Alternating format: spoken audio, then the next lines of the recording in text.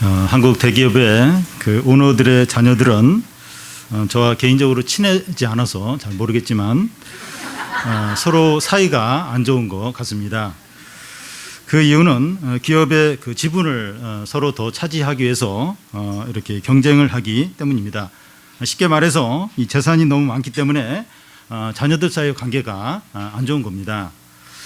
이 부라고 하는 것은 그 자체가 죄는 아닙니다. 부자라고 해서 죄인이 아니고 가난하다고 해서 의인이 아닙니다. 그런데 사람들은 가난하면 불행하게 되고 아픔이 많다고 생각합니다.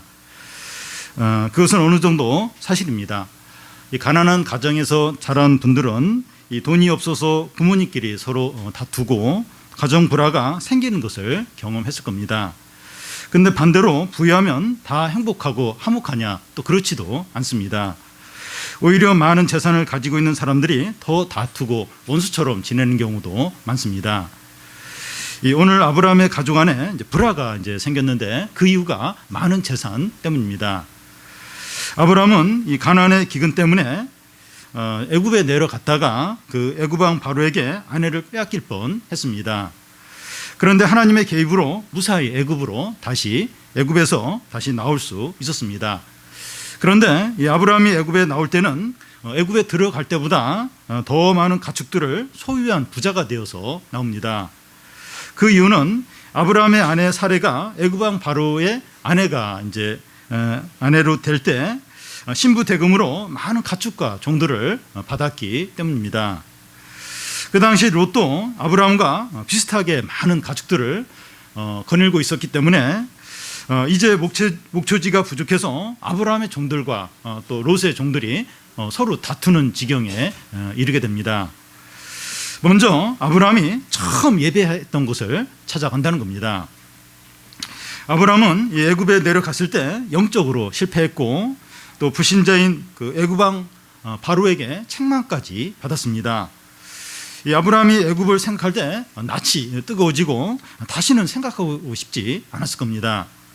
근데 결과적으로 아내 사례도 되찾고 또 신부 대금으로 받은 이 가축과 종들 때문에 더 큰 부자가 되었습니다. 1절, 2절을 보면 아브라함이 애굽에서 그와 그의 아내와 모든 소유와 롯과 함께 네겝으로 올라가니 아브라함에게 가축과 은과 금이 풍부하였더라. 그 당시 아브라함의 종들이 300명이 넘었고 많은 가축들이 있었고 은과 금을 많이 가지고 있었습니다. 큰 부자였습니다.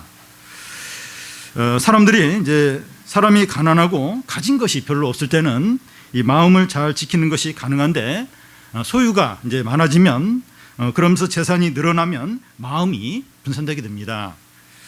작은 집에 적은 연봉에 작은 차를 타고 다닐 때는 신앙이 뜨거웠는데 집을 사고 또 연봉이 많아지고 큰 차를 타게 되면 신앙이 식어질 수 있습니다. 그런데 재산이 많아진다고 꼭 그렇게 되는 것은 아닙니다. 아브라함은 이전보다 더 재산이 많아졌지만 그의 신앙은 여전히 간절한 것을 볼 수 있습니다. 3절, 4절을 우리 같이 한번 읽겠습니다. 그가 네게부에서부터 길을 떠나 베델에 이르러 베델과 아이 사이 곧 전에 장막을 쳤던 곳에 이르니 그가 처음으로 제단을 쌓은 곳이라 그가 거기서 여호와의 이름을 불렀더라. 아브라함은 애굽에서 나와서 가나안에 들어가자 아이고 죽을 뻔했네. 그래도 아내 되찾고 재산이 늘어서 너무나 좋네. 이렇게 하지 않았습니다. 그의 관심은 재산이 늘어났거나 아내를 다시 되찾았거나 하는 것에 있는 것이 아니라 자신의 불신앙에 대해서 마음 아파하는 겁니다. 나는 왜 이렇게 믿음이 없나? 가나안에 남아 있어서도 망하지 않았을 텐데, 아내를 누이라고 거짓말을 하지 않았어도 하나님이 지켜줬을 텐데 하면서 너무 자기가 불신앙으로 행한 것에 대해서 마음이 아팠습니다. 그래서 아브라함이 가나안에 들어와서 제일 먼저 찾는 곳이 어디입니까? 이 베델과 아이 사이, 그가 처음으로 제단을 쌓고 하나님께 예배를 드렸던 그곳을 제일 먼저 찾아갑니다. 아브라함은 가나안에 처음 들어왔을 때 감격하며 뜨겁게 예배를 했던 그곳으로 다시 그때로 돌아가려고 하는 겁니다. 오늘 우리도 이 과거에 신앙이 제일 좋았던 때로 돌아가도록 기도하고 또 예배 드릴 필요가 있습니다. 한때는 우리 신앙이 뜨거웠고 간절했고 능력이 있었는데 대학에 들어가고 또 취직을 하고 또 결혼하고 자녀를 하나 둘씩 낳고 이제 기르다 보면서 형식만 남은 신앙일 수 있습니다. 어느 때부터 신앙이 이제 식어지고 열정이 사라져 버린 겁니다. 남들이 나를 볼 때는 그 신앙이 좋은 것 같게 여길지 몰라도 내가 내 자신을 보면 껍데기만 있는 겁니다. 이 시간 우리 자신을 이제 볼 때 이런 상태일 수 있습니다. 어떻게 해야 됩니까? 아브라함이 했던 것처럼 처음으로 돌아가는 겁니다. 가장 뜨겁고 또 간절했고 열심히 있었던 대로 돌아가는 겁니다. 다시 시작하는 겁니다. 우리에게 가장 시급한 것은 첫사랑을 회복하는 겁니다.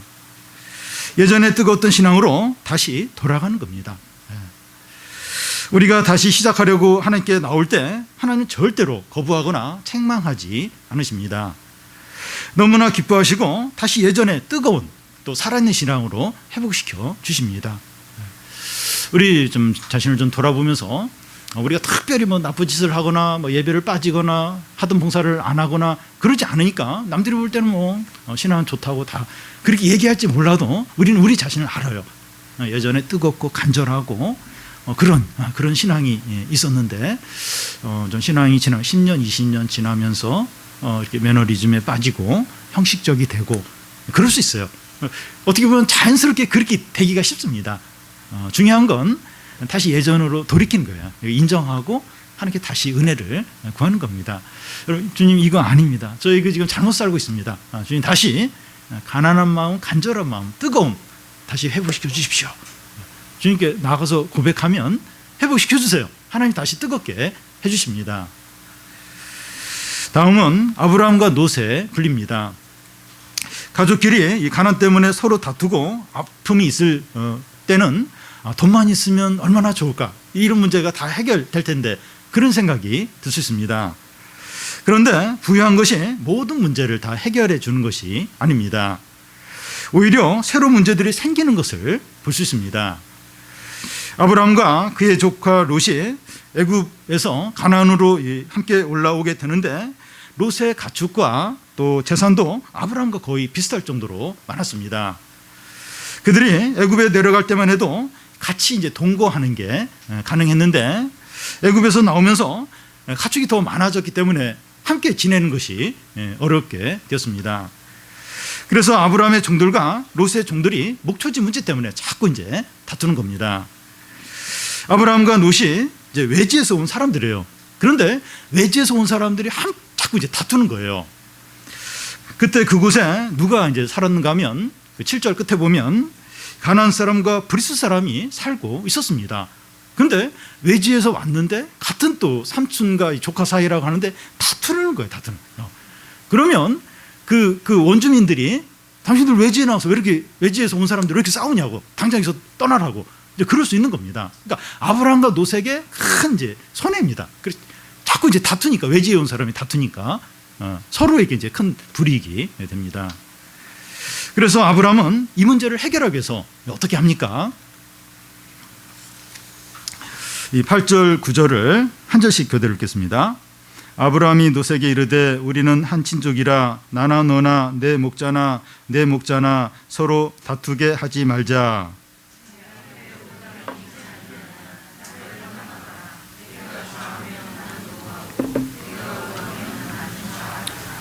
아브라함은 이 조카 롯과의 다툼 문제가 생겼을 때 어떻게 해결하는지 이게 우리에게 좋은 본을 보여줍니다. 우리도 이제 이런 비슷한 다툼 문제가 생길 수 있는데 아브라함과 롯의 이런 문제 해결, 이게 좋은 이제 본을 보여줍니다. 우선 아브라함은 이 발생한 문제를 덮으려고 하거나 적당히 넘어가려고 하지 않았습니다. 발생한 문제를 있는 그대로 인정하고 그 문제를 다루고 있습니다. 우리는 가족 안에서나 또 성도들 안에서나 직장 동료들 안에서 이 갈등과 다툼이 반복해서 있을 때 민감한 문제이고 부담스럽기 때문에 덮어두거나 또 그냥 넘어가려고 할 때가 있습니다. 그러니까 물론 이제 한 번 이제 이렇게 예외적으로 이렇게 어떤 다툼이 일어났을 때는 그냥 지나갈 수 있어요. 근데 어떤 그런 다툼이 반복적으로 일어난다. 그러면 무슨 문제가 있는 겁니다. 근데 그래도 그냥 그냥 덮고 지나가자. 이제 그렇게 할 때가 있습니다. 그런데 그냥 덮고 지나갔을 때 그 문제는 더 악화가 되고 관계도 더 나빠지게 됩니다. 그러니까 반복해서 어떤 문제가 계속 다툼이 일어난다는 건 무슨 문제가 있는 거예요. 근데 그냥 그걸 그냥 덮고만 지나가려고 하면 계속해서 그 문제는 반복해서 일어나고 관계는 더 악화되어 갈 수 있습니다. 저는 우리 교회와 이 건물 이제 사람들과 또 주변 그 이웃들과의 관계에서 주차 문제나 또 쓰레기 버리는 문제로 오해가 있고 항의가 들어온 적이 있었습니다. 그때 우리 사역자들이 바로 찾아가서 무엇이 문제인가 그걸 물어보고 바로 조치를 취했습니다. 뭐 교회가 그러면 되냐고 약간 억지 좀 비슷했는데 그래도 잘못됐다 그러면서 바로 이제 그렇게 하지 않겠다고 그러면서 이제 해결을 했습니다. 그렇지 않으면 이웃 간의 오해가 더 깊어지고 관계가 더 악화될 수 있기 때문입니다. 현실적으로 이 갈등과 문제가 지속적으로 있을 때 그 문제를 다루는 것을 두려워하지 않아야 합니다. 그런데 현실적인 문제를 다툴 때 어디서부터 그 문제를 시작하느냐 하는 것이 중요합니다. 아브라함은 롯의 잘못을 책망하면서 시작하지 않았습니다. 너 때문에 내가 얼마나 큰 피해를 본 줄 알아? 이러면서 이제 시작하지 않았습니다. 가장 본질적인 문제에서 시작하는 겁니다. 서로가 동의할 수 있는 가장 기본적인 원리에서 시작하는 겁니다. 8절에 우리는 한 친족이라 하는데 이 말은 우리는 지금 같은 형제라는 겁니다. 나는 내 삼촌이고 너는 내 조카라는 거예요. 서로 모르는 사람들끼리도 싸우면 안 되는데 우리는 같은 형제인데 서로 싸우면 되겠느냐? 우리가 지금 고향을 떠나서 멀리서 지금 이곳까지 함께 왔는데 서로 사랑하고 아껴줘도 부족할 텐데 서로 다투어서야 되겠느냐? 우리는 더 이상 다투지 말자 하는 겁니다. 아브라함은 내가 옳고 네가 잘못했다. 내가 너 때문에 이런 손해를 보았다. 이런 식으로 말하지 않았습니다. 그러니까 무슨 다툼의 문제를 해결할 때 그러기가 너무 쉬워요. 내가 이거 손해보고 내가 피해보고 그것만 이제 크게 보이면서 막 먼저 그 얘기를 이제 하기가 쉽습니다. 이제 그렇게 하는 이유가 문제 주도권을 이제 갖기 위해서입니다. 여러분 법정에서 싸울 때 이렇게 그 피해 본 것보다 훨씬 많은 이렇게 피해액을 요구를 합니다. 그래야 이제 이렇게 줄어지면서 이제 그래도 어느 정도 건질 수 있지. 자기가 피해 입은 거 그것만 딱 이야기하면 거기서 깎이는 거예요. 그러니까 그런 식으로 이렇게 그 문제의 주도권을 잡기 위해서 더 막 공격적으로 이렇게 하기가 쉽습니다. 그런데 서로 이제 이런 생각으로 이제 문제를 이제 해결하려고 하면 먼저 상대방의 잘못을 지적하고 그러면 이제 문제 해결이 안 돼요. 더 악화만 될 뿐이죠. 어떻게 됩니까? 먼저 자기 잘못을 인정하고 서로 공감할 수 있는 긍정적인 말을 하는 겁니다. 우리 한 가족이 아니냐? 같은 이 주님의 자녀가 아니냐? 우리 같은 이웃이 아니냐? 같은 친구가 아니냐? 우리 서로 잘 지내야 하지 않느냐? 이제 거기서 이제 시작을 하고요.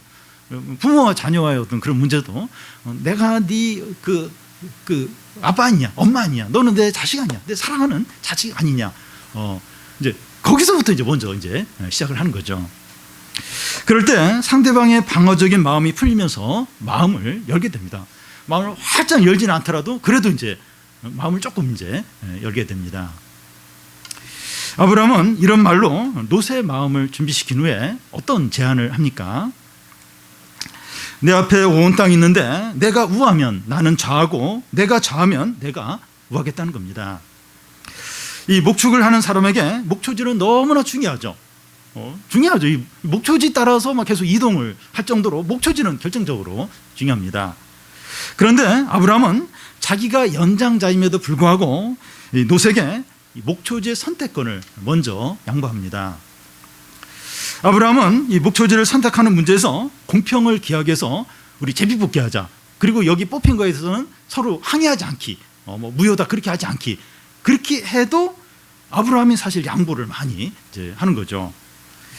그런데 아브라함은 그렇게 하지 않고 조카 롯에게 목초지의 선택권을 먼저 이렇게 선택하도록 양보합니다. 갈등의 문제가 해결되려면 한 사람이 양보하는 마음을 가져야 돼요. 한쪽에서 손해볼 마음을 가져야 합니다. 누가 이렇게 할 수 있어요? 누가?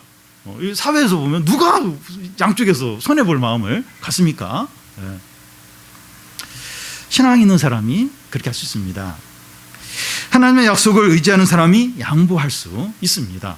그러니까 뭔가가 있어야 이제 양보를 할 수가 있는 거예요. 그 뭔가가 없으면서 양보하는 건 불가능하죠. 이렇게 덕을 쌓으려고 하는 사람은 그렇게 할지 모르겠는데, 내가 덕을 쌓아야지 이러면서 이렇게 양보할지 모르겠는데, 뭔가가 있어야, 뭔가 확실한 큰 게 있어야 이제 양보를 할 수 있죠. 하나님의 약속이 있어야, 그걸 이제 바라봐야 눈에 보이는 어떤 것을 양보를 할 수 있습니다. 아브라함이 목초지의 선택을 롯에게 먼저 주는 이유는 아브라함이 자포자기하거나 패배주의에 빠졌기 때문이 아닙니다. 믿는 사람들 중에서 다른 사람과 갈등이 생기면 무조건 양보를 해야 한다는 분들이 있습니다. 다툼이 있으면 무조건 그냥 잘못됐다고 하고, 때리려고 무조건 맞고, 본인도 그렇게 하고 자식한테도 그냥 무조건 잘못했다고 하고 무조건 맞아라, 무조건 양보하라, 이제 그런 분들이 있습니다. 그런데 무조건 양보하는 것이 바른 신앙이 아닙니다. 하나님의 약속을 의지하기 때문에 여유를 갖는 거죠. 여유를 갖는 게 중요합니다. 근데 보통 여유가 안 생겨요. 이렇게 이해관계나 돈 문제나 뭐가 걸려 있으면 여유가 그 전까지는 여유가 있었는데 돈 문제, 어떤 이해관계 여유가 안 생겨요. 굉장히 조급해져요. 갑자기 막 서두르게 되고 여유가 안 생기는데 여유를 갖는 겁니다. 아무 때나 양보하고 포기하는 것이 아니라 양보와 포기가 꼭 필요할 때가 있습니다. 예를 들어서 더 가치 있는 일을 위해서 물질적인 것이 딱 걸려 있는 거예요. 이 물질적인 것을 이제 포기를 못하면 더 가치 있는 그것을 잃어버리게 되는 거예요. 그런데 물질적인 거 포기하면 더 가치 있는 것을 얻을 수 있으면 그때는 과감하게 포기를 하는 거죠. 가치 있는 거라는 건 이렇게 사람과의 관계나 어떤 하나님의 어떤 뜻이나 어떤 믿음을 지키는 어떤 그런 거죠. 이제 그런 거하고 물질하고 딱 걸려 있는 거예요. 이게 물질을 양보를 안 하려고 하면 그걸 잃어버리게 되는 거예요. 그럴 때는 다 내려놓는 거죠. 그래서 더 이제 어떤 가족 관계나 부모 자녀 관계나 부부 관계에서나 내가 이렇게 자존심을 내려놓으면 하나님 뜻이 이루어지는 거예요. 이렇게 상대방이 더 이렇게 좀 하나님께 가까이 갈 수 있는 기회가 될 수 있는 거예요. 내 자존심을 주장하느냐, 아니면 내 자존심을 버리면서 오히려 이렇게 좀 하나님의 은혜가 임하도록 그렇게 하느냐. 그럴 때는 자존심을 버려야 되죠. 그래서 아무 때나 그냥 다 양보하고 다 이렇게 포기하고 그게 아니라 그렇게 해야 될 때, 그러게 물질이든지 자존심이든지 그걸 포기하면 더 가치 있고 유익한 일들이 이렇게 생기고, 그러면 그때 이제 과감하게 이제 포기를 하는 거죠. 하나님의 약속을 의지해야 그럴 수 있습니다. 의지해야 여유가 있어요. 그러니까 은혜가 있어야 자존심도 내려놓을 수 있고 물질적인 것도 포기할 수 있는 것이지, 은혜가 없으면 하나님의 약속이 희미하고 안 보이면 못해요. 못합니다. 못하고 예수님 믿는 사람이 더 막 여유가 없고 더 사나워지고 더 욕심을 내고 그러면 이제 끝나는 거죠. 그러면 너무 이제 비참하고 너무 이제 이렇게 결과가 이제 최악이 되는 거죠. 그래서 하나님의 약속을 의지하고 여유를 가지고 더 가치 있고 의미 있는 것을 위해서 과감하게 내려놓는 거죠. 다음은 롯과 아브라함의 선택입니다. 아브라함은 연정자이고 삼촌임에도 불구하고 조카 롯에게 목초지의 선택권을 양보합니다. 그러면 이 롯은 삼촌이 먼저 선택하시고 저는 삼촌이 선택하지 않은 쪽을 하겠어요, 이렇게 해야 되는데 그렇지 않습니다. 이것이 이제 세상 사람들, 믿지 않는 사람들의 특징입니다. 큰 이익을 얻을 기회가 있으면 절대로 양보하지 않습니다. 이 롯은 어떻게 합니까? 10절에서 13절까지 한 절씩 교대 읽겠습니다.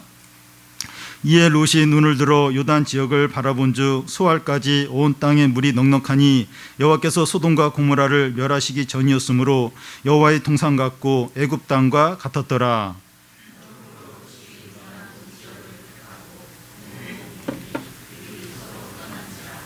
아브라함이 가나안 땅에 거주하였고 롯이 그 지역 도시에 머무르며 그 장막을 옮겨 소돔까지 이르렀더라. 네. 아브라함이 롯에게 좌나 우나 한쪽을 택하면 택하라고 이제 했을 때 이제 롯이 눈을 들어서 요단 지역을 바라봅니다. 요단 쪽을 바라보니까 물이 넉넉해요. 그 여호와 동산 같다고 하는데 에덴 동산 같다는 것이고 또 애굽 땅 같다고 이제 하는데 아주 비옥한 그런 땅이었다는 겁니다. 롯은 이제 요단 그 오온 지역을 선택합니다. 롯은 이제 아브라함을 떠나서 이제 소돔까지 이동합니다. 롯의 선택하는 기준이 뭡니까? 눈에 보이기에 좋은 거예요. 당장에 좋은 것을 제공하고 유익하고 당장에 편한 그쪽을 선택했습니다. 그러면서 롯이 전혀 고려하지 않은 건 뭡니까? 이 도덕성이나 신앙적인 면입니다. 이 13절을 보면 소돔 사람들은 여호와 앞에서 악하며 큰 죄인이었더라. 그래서 이 소돔과 고모라가 이제 앞으로 어떻게 되는가 하면 10절 중간에 보면 소돔과 고모라가 멸망하게 됩니다. 그러니까 참 소돔과 고모라가 참 너무 이제 땅도 비옥하고 너무 이제 이렇게 풀도 좋고 이제 살기 좋은 곳인데 사람들이 악해요. 그리고 그곳은 이제 결국 이제 하나님께 멸망을 당할 이제 그런 이제 곳입니다. 롯은 이제 요단 지역을 선택하면서 그 지역 사람들의 도덕성에 대해서 전혀 고려하지 않고 있었습니다. 그리고 어떤 선택이 이제 하나님의 인도하심인가 전혀 생각하지 않았습니다. 롯은 하나님의 뜻과 상관없이 당장 이익을 주고 좋은 쪽, 또 잘 되는 쪽 이런 쪽을 선택했습니다. 우리는 이제 어떤 선택을 할 때 그냥 아무 생각 없이 하는 것이 아니라 나름대로 어떤 기준을 가지고 선택합니다. 학원을 정할 때나 대학에 원서를 쓸 때나 또 취업을 할 때나 배우자를 선택할 때나 이사를 할 때나 휴가지를 이제 정할 때 나름대로 어떤 기준을 가지고 선택합니다. 이 어떤 기준을 가지고 해야 됩니까? 객관적으로 또 좀 유익을 주는 나에게 필요한 그런 쪽을 이제 살피게 됩니다. 그런데 선택의 기준 중에서 도덕적으로 어떤지 또 곧 죄의 유혹은 없는지 돌아봐야 됩니다. 직장을 선택하는데 A라는 직장, B 직장인데 A라는 직장이 연봉이 높아요. 근데 거기 막 이렇게 비리가 좀 있고 사람들이 막 이렇게 뭔가 이렇게 뭐 술이나 어떤 뭐 이렇게 여러 가지 그런 문화들이 안 좋다는 얘기가 이제 들리는 거예요. 근데 돈은 많이 줘요. B 직장은 뭐 그 연봉은 적어요. 근데 이제 뭐 그런 건 좀 적고 이제 그럴 경우 이제 어디를 선택하느냐? 도덕성을 좀 봐야 돼. 도덕성. 그래서 나도 약한데 또 이렇게 죄의 유혹에 빠지고 또 비리에 이제 연루되면 어떻게 될까? 이런 도덕성을 고려를 해야 됩니다. 무엇보다도 하나님의 인도를 받아야 합니다. 하나님이 기뻐하시는지 기뻐하는 선택인지 살펴봐야 돼요. 내가 지금 이런 선택을 하고 이런 걸 지금 하려고 하는데 이게 하나님 기뻐하시는 건지 하나님의 인도하심이 있는지 이걸 생각을 이제 해야 됩니다. 다 이제 남들이 좋다고 하고 나도 막 그런 선택을 하고 싶어요. 근데 이렇게 기도하고 말씀 통해서는 아니라는 거야. 좀 계속 이제 마음에 충돌이 일어나는 거예요. 아닌 것 같은 거예요. 그러면 이제 딱 결단을 내려야 되죠. 롯이 하나님의 인도와 상관없이 눈에 보기에 좋은 대로 선택을 했을 때 그 결과가 뭡니까?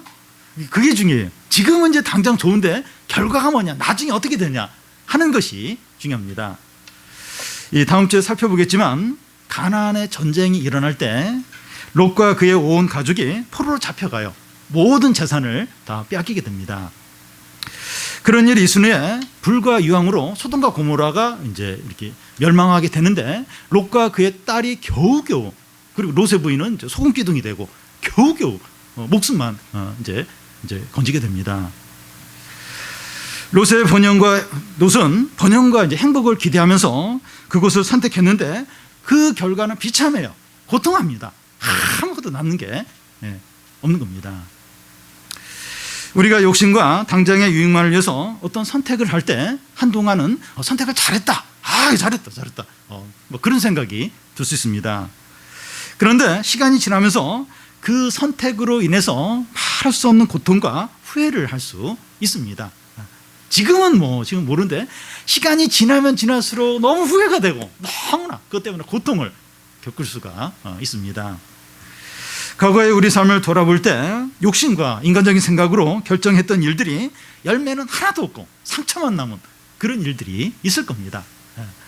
그걸로 족하다는 거예요. 반복해서 그런 일이 일어나지 않도록 해야 됩니다.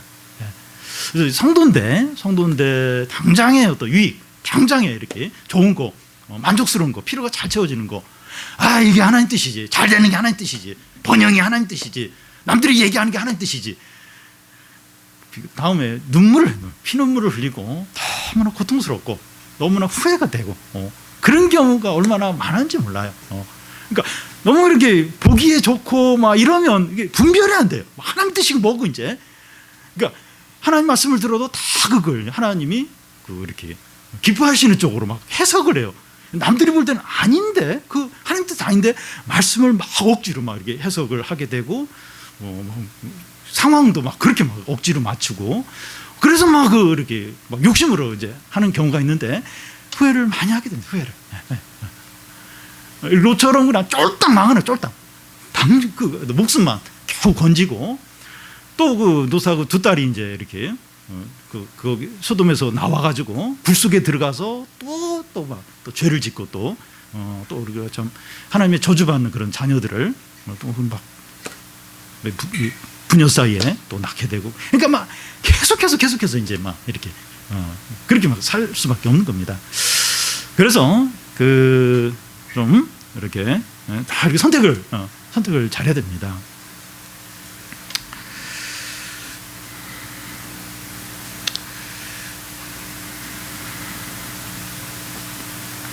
반면에 우리 아브라함의 선택은 무엇입니까? 롯이 선택한 국가는 반대쪽이었어요. 이 12절에 아브라함은 이 가나안 땅에 거주하였다고 되어 있는데 18절에 보면 헤브론에 거주한 것으로 되어 있습니다.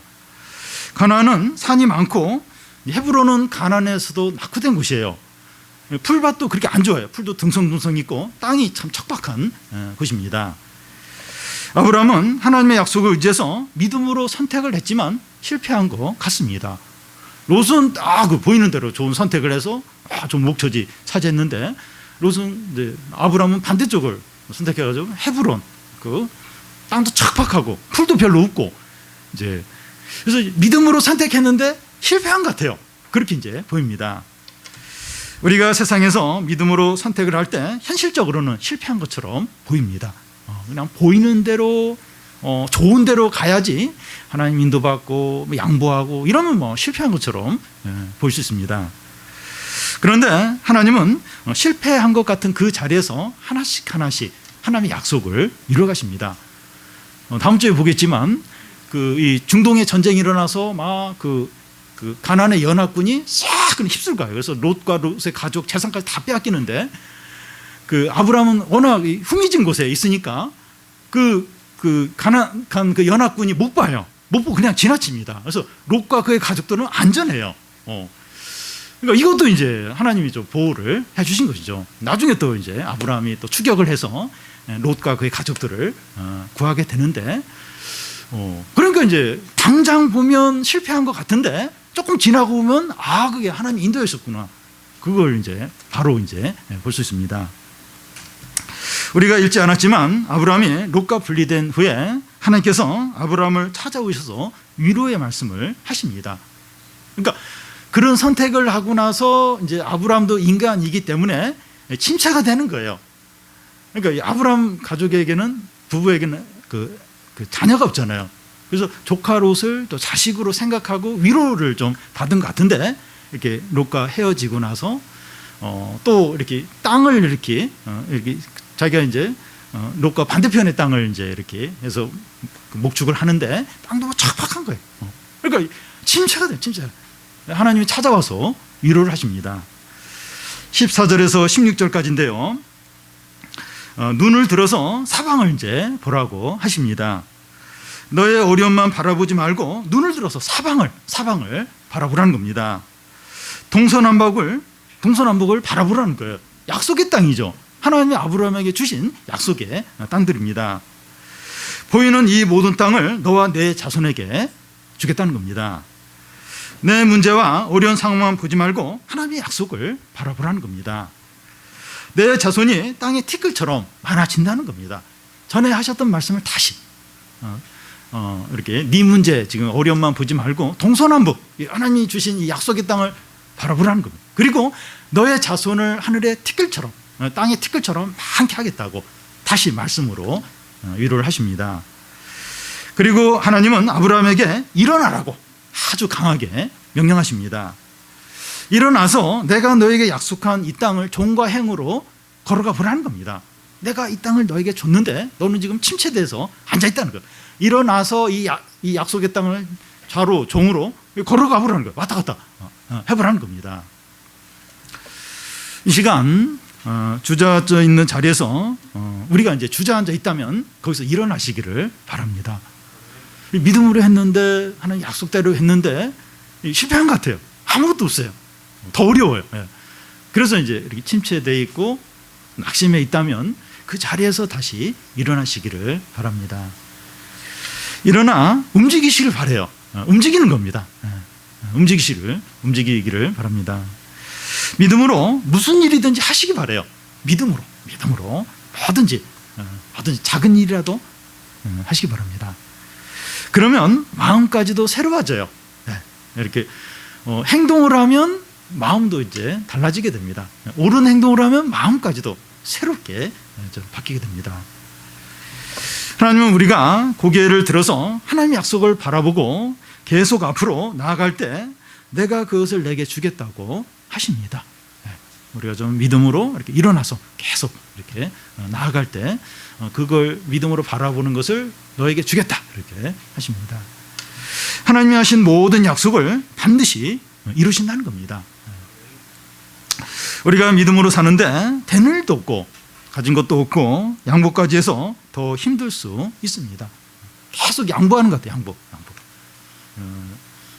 집에서 믿음의 부모가 자녀한테도 계속 양보하는 것 같고 내가 막 억울하게 당하는 것 같고 어디서든 다 그런 것 같아요. 물질적으로 여러 부분에서 그런 것 같습니다. 그래서 낙심하여 의욕을 잃고 주저앉을 수 있는데 고개를 들어 하나님의 약속을 바라보고 일어나 앞으로 걸어가시기를 바랍니다. 일어나서 움직이는 말씀대로 움직이고 이것저것 하는 겁니다. 그래서 하나님의 말씀이 우리 삶 가운데서 구체적으로 성취되는 것을 다 보고 누리시기를 바랍니다.